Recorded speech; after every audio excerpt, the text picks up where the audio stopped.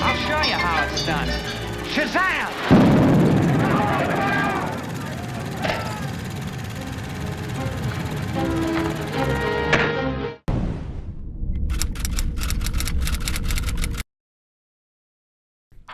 Hey, how you doing, guys? Welcome back to Underdeveloped Here, and today we are giving you another movie review here to The Running Man, directed by Mr. Edgar Wright. Mr. Edgar Wright has done movies like Last Night in Soho, which we covered for the channel, but we actually never released it because something. But yeah, we lost the files for that. yeah, lost the files for that. But what we didn't lose the files for was Scott Pilgrim vs. the World. That is out. And that's a great movie, which I loved as well. That was a movie I fucking loved. But he had other movies like Shaun of the Dead, Baby Driver, which I liked a lot, Hot Fuzz, classic. You know what I mean? So, like, you know, he's been around. He's big on these stylish action comedies. Yeah. So it makes sense that he would do something like this, The Running Man.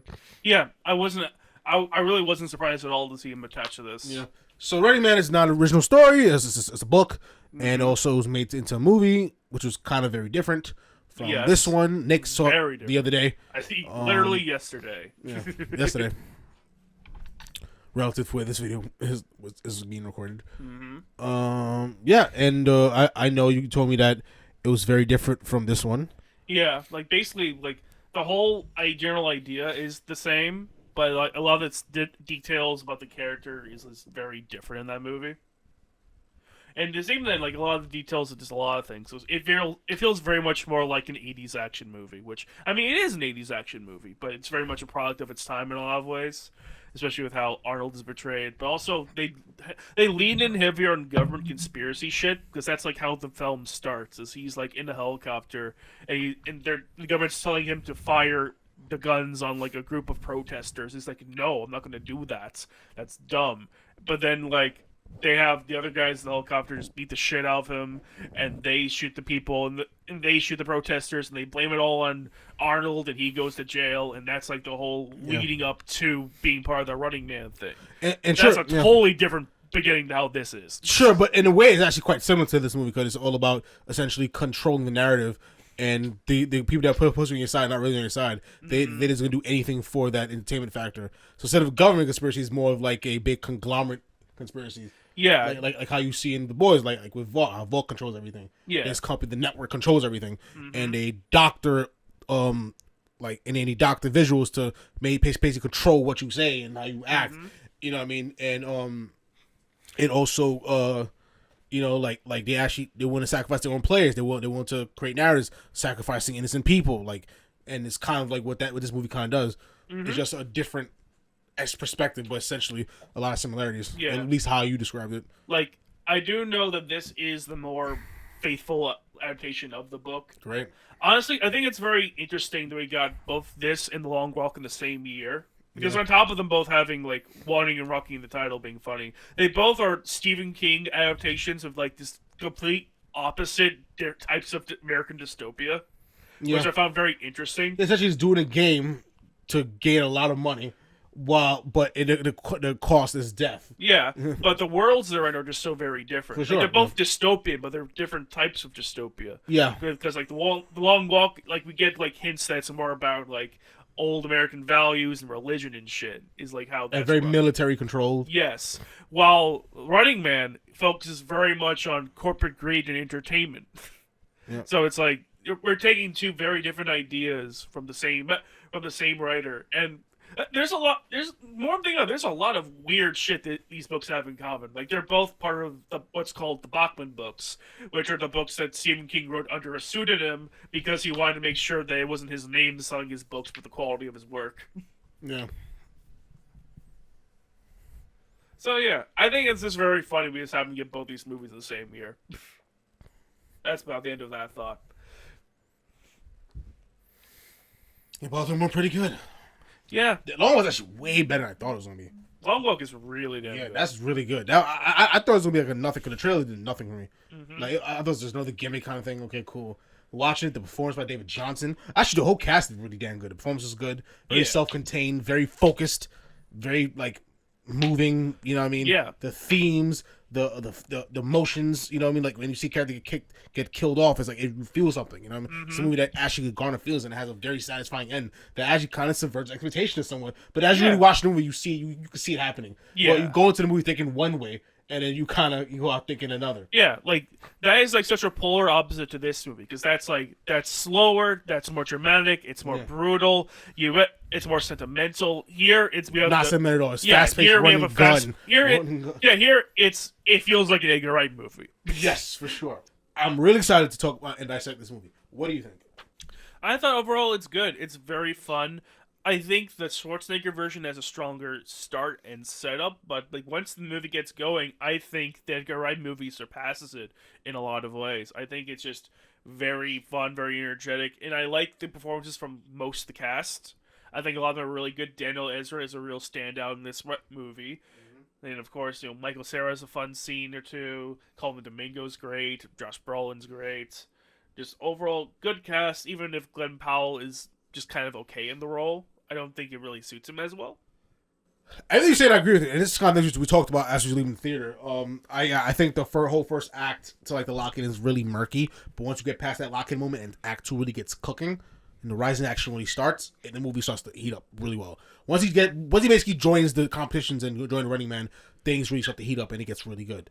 But like the first act is very murky. It's like very the exposition is too on the fucking nose. This is a world filmmakers and writers have to get better at being able to explain things without explaining things. Remember, this is a very lived-in world already. Yeah, you know what I mean. Superman kind of did it too, but at least they said, "Fuck, I'm just gonna give you dialogue." You know what I mean, so you can read it. You know what I mean? So we have to keep explaining things. Yeah. You know what I'm saying? So that saves you from expositionary dialogue. Even though they even did it in the fucking movie. It actually comes off as almost like breaking the fourth wall. Almost like explaining to the audience, hey guys, these are the circumstances so you know what's going on. Yeah. You don't have to do that. Let people figure it out. Yeah, like I think the best way exposition was ever given to the audience was in the movie Children of Men.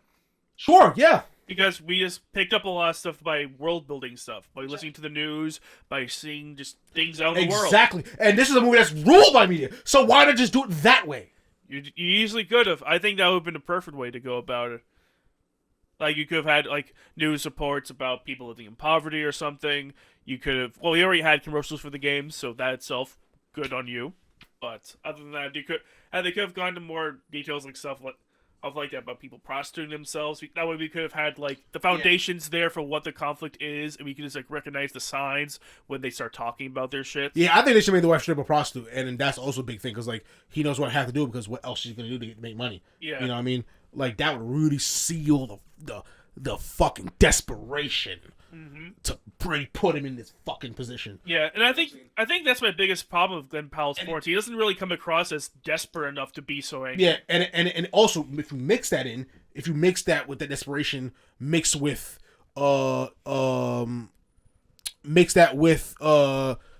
desperation of that with this girl, with the conflict of her really trying to show him the consequence of doing something so dangerous.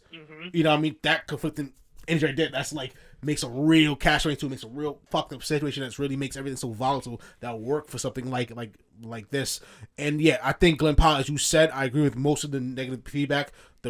I explained why the first act wasn't that great, very contrived. You know, a lot of MacGuffins, a lot of plot spieling, you know what I mean, about the world instead of just doing it through natural world building. They almost explain things to you through dialogue, which is very insulting, and this kind of takes you out a little bit.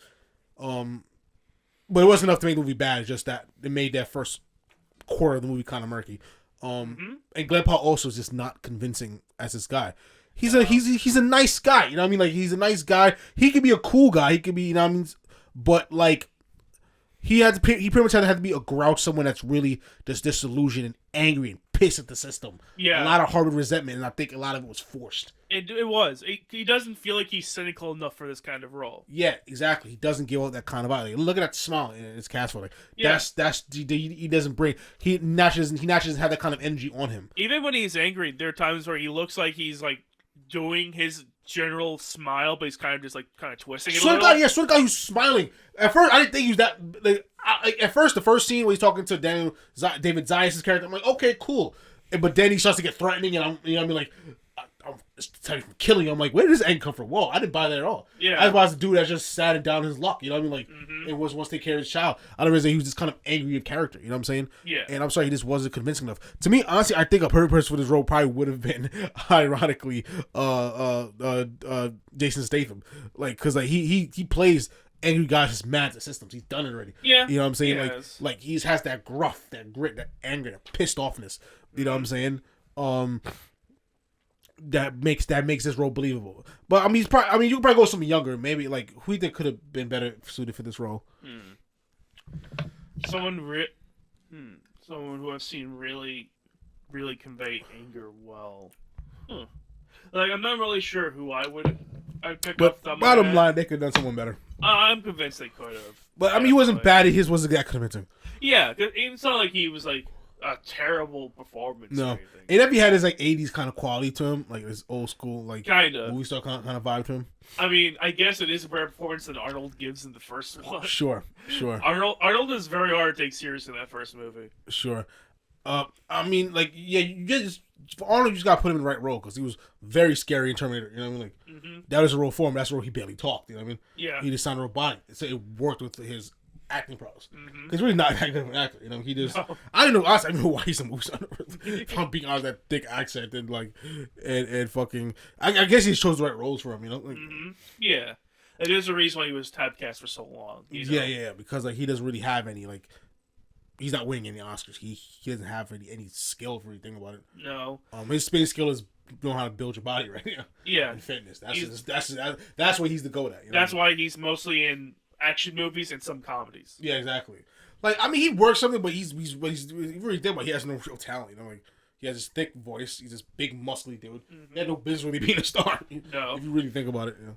But he did though, you know. He began to star because, ironically, he was discovered by Lucille Ball of all people. Oh, cool. That's interesting. Yeah, like he was just an extra on her show, and she was like, "You should start auditioning for more shit." That's how it happens. Yeah. Shit, fucking Harrison Ford was fucking what you call it? Yeah, he was Coppola's carpenter. Yeah, Coppola's carpenter. It was like you know, and he discovered him. He knew he had something. Next, one of the biggest movie stars on the fucking planet. They should do a story about it. They should really do a movie. They should do a biopic about Harrison Ford, especially after he dies. 100%. Oh, definitely. That's a very fucking triumphant story. Because it's a complete nobody. It's coming out the nowhere. Already in his 30s, coming out the blue, and is becoming one of the biggest stars of all time. Like that's kind of huge. That's kind of like a And they should do a biopic of Ben Affleck and Matt Damon. Yeah. Like that kind of Hollywood friendship. You know what I'm saying?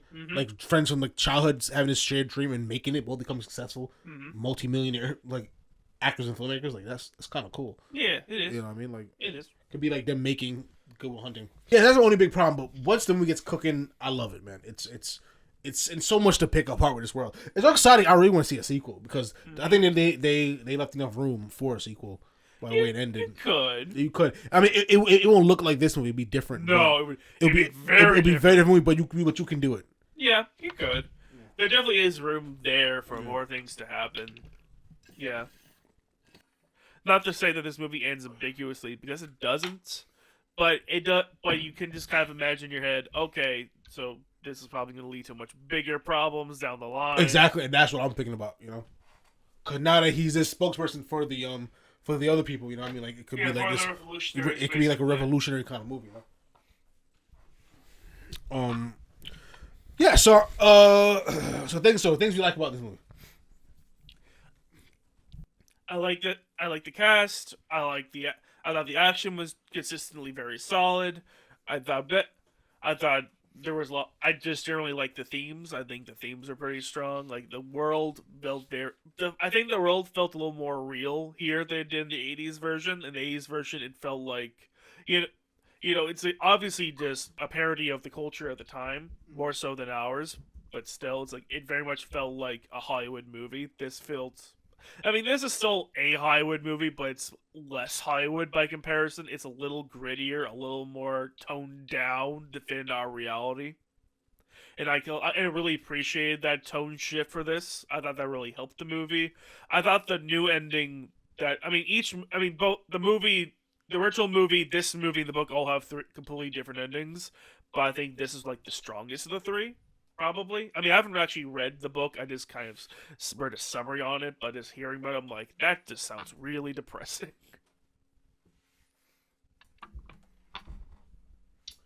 Yeah. Yeah. I mean, the acting, all that is cool. The games, whatever. It's whatever. But what really seals the flavor for me is the protagonist and antagonist relationship and the themes. Mm-hmm. Like this force that just essentially just rigs the game for his own benefit. Yes. And you realize that he's just a soulless machine. Just like it's just like kind of like a Stan Edgar. It's like just someone that's a corporate structure that's not even evil or good. It's just anything for fucking ratings. You know, like whatever it is, and he's willing to even sacrifice his own fucking pawns. Yeah. To do it. You know what I'm saying? Josh Brolin is such a fucking scumbag in this movie. Yeah, like it's great. He's willing to he's willing to rig the game to kill him or fucking rig the game for him to win. So he use him and spin him off in other movies. You know what I mean? Like in other projects. And, you know, and he is just a master manipulator. Yeah, exactly. Because he even has Glen Powell questioning, is my family even alive or dead? Exactly. Like he even doctors. I was doctored the video from the killer's family. Yeah, he doctored many videos about this whole movie. Many videos. You know what I mean? So it's like he's just someone you really can't. He just controls everything. And he's in a system where you feel powerless and subjected to his will. Mm-hmm. You know, and that just like going against that kind of force is just really entertaining and interesting. Like how you gonna topple someone at the very fucking top? You know, that has the whole world rigged against you, and it comes the whole thing in like what you personally believe in, because then people want to believe in the network and the shit that they perpetuate, believing hunters to be the good guys and fighting what they believe is right.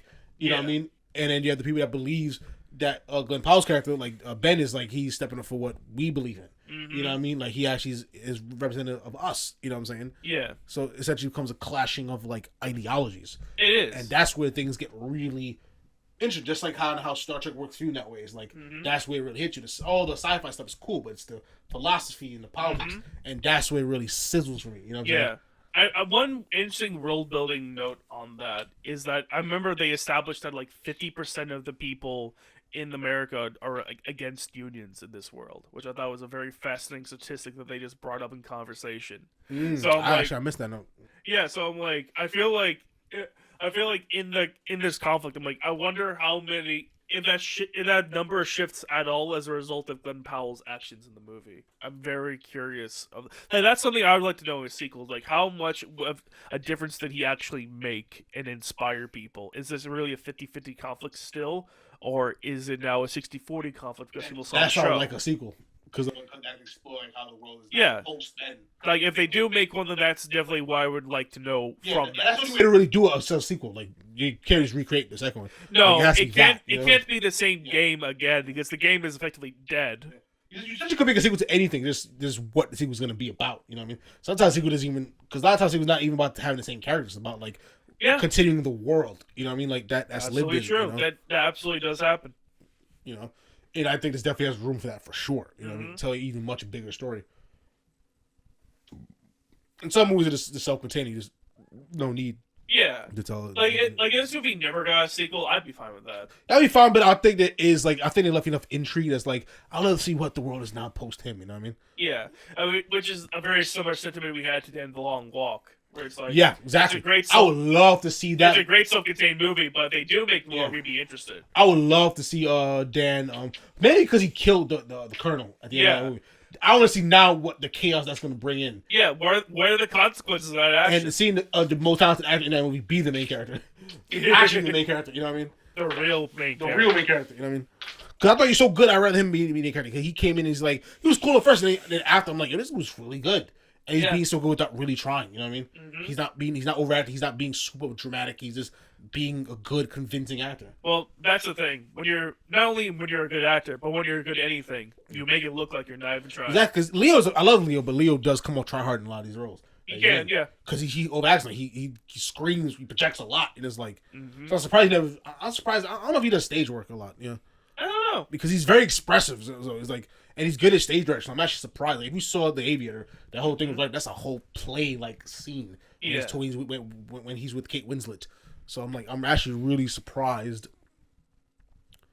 I already know he does if he does like any kind of theater work, because that's kind of how the kind of energy he brings into his movies.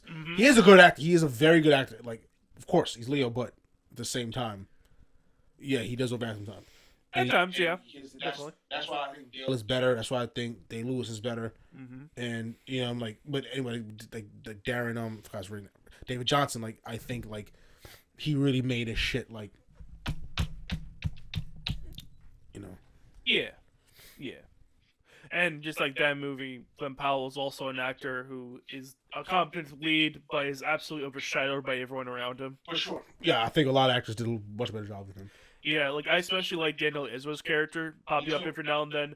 I thought he gave a nice little perspective as being this guy who's like this expert on the show, this fan on the show who's like spreading like conspiracy theories about it online. I thought that was super cool. Yeah. I thought Katie M. O'Brien was really fun every time we cut to her just doing she did. That whole scene where her getting caught was hilarious. I was like, yo, she's lit. I'm like, yo, she was fun. I actually was sad they killed her. I'm like, I'll actually love to see her do more. Yes, I hoped she was doing more crazy lesbian shenanigans. Yeah. I wanted to see it. But the movie foreshadowed her dying because she was that kind of character that's gonna get burned out.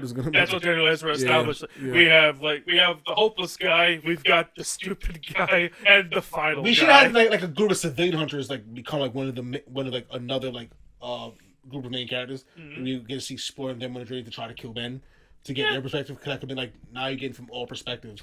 The negative force, but at least you got the rich girl coming in, Emilia Jones, because that provides some good perspective. Yeah, and she was really powerful in the performances. Like she gave a lot of she had a lot of impassioned speeches. Within that space. She got a lot of screen time with the little time she had. She really did. She was really good in the role, and the role did flesh out. But it's like for the average rich person that isn't like part of the conglomeration. Exactly. She had to believe this shit was fake. Yeah, I mean, like she wasn't even the only character that said that. Apparently, a lot of people are like, oh no, there's no way this show's real. Yeah, right. With Americanos is Americanos is as real as it gets. The Kardashians of this world. Yeah, that's very much the vibe I got from it. And honestly, I thought Glenn had a lot more romantic chemistry with her than he did with his actual wife in this movie. Yeah, because he's got.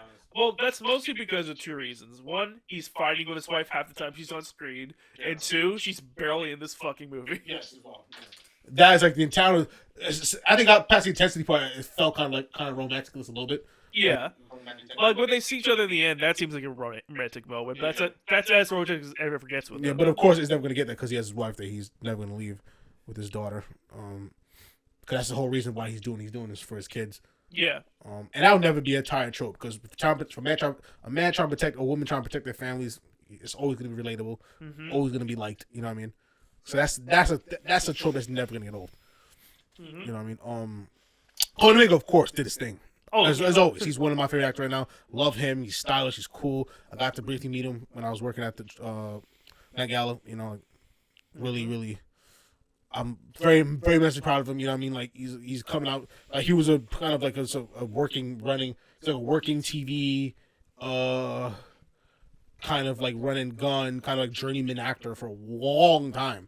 Essentially, you never think someone like him is gonna be some 40-something, 50-year-old gay black man is gonna come in and start shooting them. But he does. He helped him a lot after Lucifer. He got I think it was a Loki helped a lot because he was really good in that episode. He was, yeah. He's one of the best characters. He's saying one episode, but he's one of the standouts for the whole series. He is, yeah. Especially of the human characters. And then soon, like not long after, he got fucking one of the Walking Dead sequel shows, spin-off shows, and then he did that, and then he started getting these roles like Zola. He did like these acting roles, and he also did a good role in Euphoria.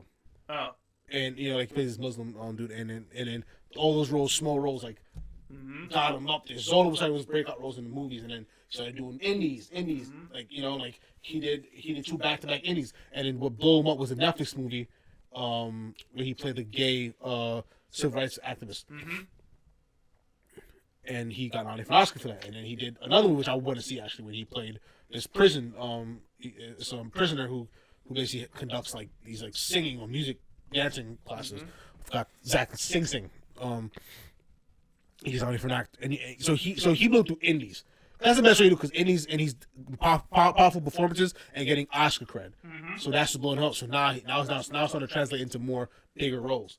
Yeah, I mean, like, yeah, this movie's just, the themes just hit you, man, and everything's so relatable to where we going with this world with like almost a president that wants to turn this into dystopia. The gap between rich and poor is really getting there. You know, the cost of living is going up, job market is getting just shit, healthcare is, all these benefits is getting taken down. This was like, it's like, yo, it's almost foretelling of where this world can potentially end up if we keep going down a dark path over and over and over. Yeah. You know what I mean? Like, so essentially, yeah, revolution is on the horizon, you know what I mean? And it can get really fucked up in the streets, and this movie kind of, so these themes right now is heavy hitters right now. Definitely. And a lot of like Squid Game talks about this, you know what I mean? Oh, that's what this a lot. The long walk, all these themes, and it's, you know, I'm not tired of it. Keep it coming, because that's how we're planting the seeds of what's going on in society. You know what I'm saying? And that's the power of movies and media. You know what I mean? Like to plant ideas to either could destroy you or help you. Like this is like media is a powerful tool that goes into music too. Music and media shapes how we think about things, how we think about the world, how we think about fucking. That's what the Beatles did. They help you think about the world and injustices. They helped influence the whole hippie movement. You know what I mean? Like fashion dictates a lot. Movies dictate, shows dictate like how you fucking develop and the things you think about, things you emphasize, what's cool, what's sexy, what's in, what's not. Yeah. Like pop culture is everything. It's how the world almost operates. You know what I mean? On what's good and what's not. You know what I mean? Like, so you know what I mean? Like that's the way to communicate a lot of these powerful messages is through film and television and all these other media outlets. You know? Yeah. So that's what to me, and I always resonate with that. You know what I mean? Like, you never shackle to one thing. It's to me just so important. I love it. You know what I mean? Like it's the way, it's how the world communicates to everyone else. You know? Anyways, and it's one of the most youngest art forms that has so much more to give. So, yeah. That's it. Yeah. So, are we ready? Do we have more to discuss, or are we gonna get to scores? I don't have anything else to say. I don't think. Do you have anything else to say? I think maybe, but I think I'm good for now. For this movie, honestly, I think I'll give it like a nice, calm 87. Yeah, I was thinking somewhere to mid 80s. I'll probably rest like 85. Sure. I enjoyed it quite a bit. I definitely recommend it. Anyone finding a good action movie that has something a little more to it than just your standard action movie. For sure, this is the movie I think people should see. Yeah, you're getting powerful things, and the powerful things is what makes it entertaining for you. You know what I mean? And you get enough catharsis. You get enough like twists and turns. You know what I mean? Some good action scenes. It's a entertaining, high adrenaline movie that you're really gonna enjoy. Definitely. Or in other words, it's an Edgar Wright movie. Exactly. If it's Edgar Wright, watch this for sure. Yes. You won't be disappointed. If anything of how we're describing an Edgar Wright movie appeals to you and you haven't seen any yet, absolutely go watch it. This is probably the best film that Glen Powell has led. Yeah, I'd say so. In my opinion, for sure. Because what else has he led? Bar none. Twisters. Twisters. Way better Twisters. Twisters, fuck no. Hitman, fuck no. Anyone but you? No. So yeah, this is by default. Yeah, I agree. This is not the best performance I've seen from Glen Powell, but it's his best movie for sure. Best movie, at least he's led it at the very least. Yeah, for sure. I hard agree with that. Anyways, folks, let us know what you think in the comment section below. What's your favorite version of this story? Are you a fan of the original book, the original movie, or this new remake? Which one does it best for you? And which ending is best in your opinion? Because they all have different endings. And of course, be sure you hit that like, subscribe button. We catch you all next time for some more stuff. And hit that noti bell so you're up to date of all the crap. Yep. See you guys to the next video.